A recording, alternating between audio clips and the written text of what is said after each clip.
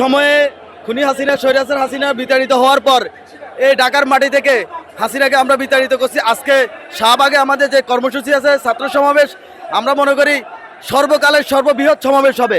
আমাদের বিভিন্ন ইউনিট থেকে এখানে হাজার হাজার নেতৃবৃন্দ ইতিমধ্যে এসেছে। আপনারা দেখতেছেন হাজার হাজার ছাত্র জনতা ইতিমধ্যে এই কমলাপুর স্টেশনে এসে অবস্থান করতেছে। আমরা এখান থেকে সুশৃঙ্খলভাবে আমাদের সমাবেশস্থলেও যাব। ছাত্র সমাবেশকে কেন্দ্র করে আমাদের সারা বাংলাদেশ থেকে আমাদের ছাত্রদল নেতাকর্মীরা আজকে সমাবেশে আসতেছে। সেই হিসেবে আমরা চট্টগ্রাম মহানগর, চট্টগ্রাম উত্তর জেলা, চট্টগ্রাম দক্ষিণ জেলা এবং চট্টগ্রাম বিশ্ববিদ্যালয়ের ছাত্রদল আমরা সবাই একসাথে হয়ে যেন আজকে সমাবেশে এসে উপস্থিত হতে পারি, সেই জন্য আমরা এই সুবিধার্থে আমরা সবাই একসাথে হয়ে ঐক্যবদ্ধভাবে আজকে সমাবেশে এসেছি।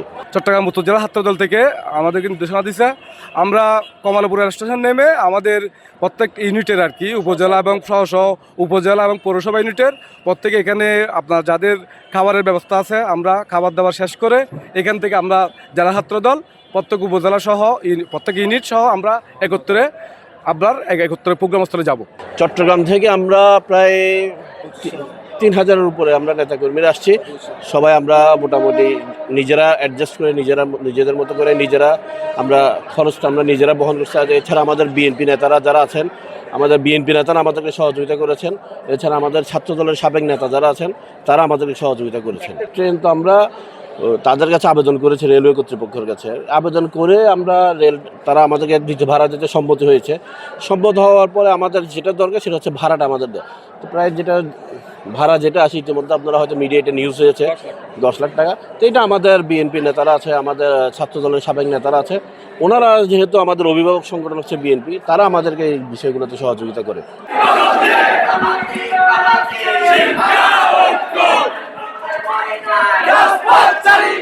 ছেলেরা সবাই ট্রেন থেকে নামছে, আমরা নেতৃবৃন্দরা সবাইকে এক জায়গায় করে আমরা নির্দেশনাগুলো বুঝাই দিই।